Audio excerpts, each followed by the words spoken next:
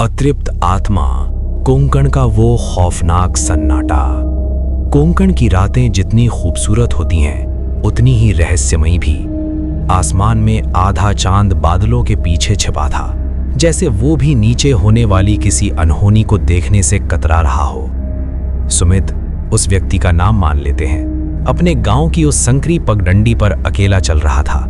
चारों तरफ ताड़ और सुपारी के ऊंचे ऊंचे पेड़ ऐसे लग रहे थे जैसे काले दैत्य खड़े हों। जैसे ही सुमित उस पुराने पीपल के पेड़ के पास पहुंचा, हवा एकदम से थम गई। सन्नाटा इतना गहरा था कि सुमित को अपनी ही धड़कनें किसी हथौड़े की तरह सुनाई दे रही थीं।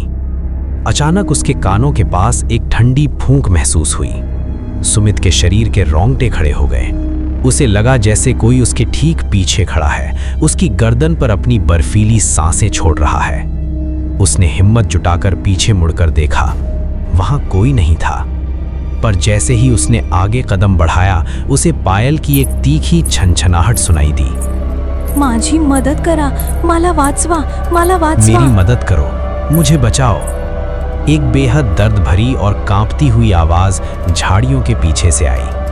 वो आवाज इतनी बेबस थी कि सुमित का दिल पसीज गया, लेकिन उस आवाज में एक अजीब सा भारीपन भी था जो रूह को कंपा दे। सुमित रुक गया।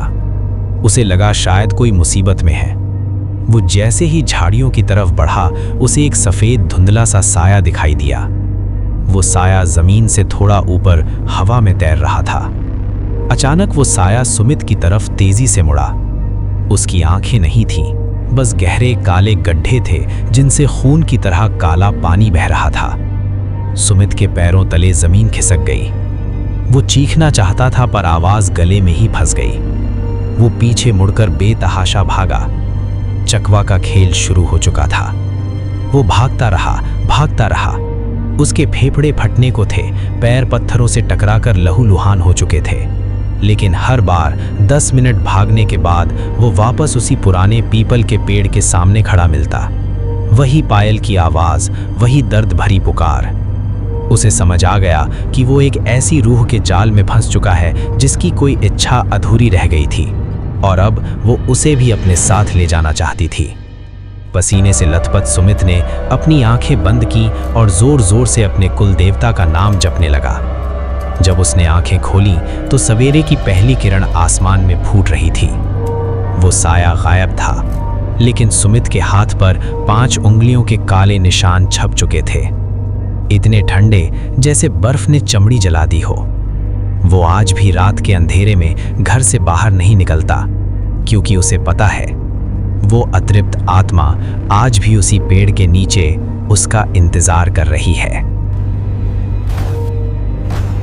तो दोस्तों, ये थी कोंकण के उस सुनसान रास्ते और उस अतृप्त आत्मा की कहानी। क्या पता आज भी वो किसी पीपल के पेड़ की नीचे बैठी किसी का इंतजार कर रही हो, या शायद वो आपके पीछे हो। अगर आपको ये कहानी पसंद आई और आप ऐसे ही और भी रोमांचक और सच्ची डरावनी घटनाओं के बारे में जानना चाहते हैं, तो इस वीडियो को लाइक ज़रूर करें। आपका एक सब्सक्राइब मुझे ऐसी और दुर्लभ कहानियाँ ढूंढने की हिम्मत देता है। उस घंटे को दबाना ना भूलें, ताकि अगली बार जब कोई आत्मा भटके तो सबसे पहले खबर आप तक पहुंचे। अगली बार मिलते हैं एक नई दहशत के साथ। तब तक के लिए सावधान रहें और रातों को अकेले बाहर ना निकलने में ही भलाई है। शुभ रात्रि, अगर आप सो पाएं तो।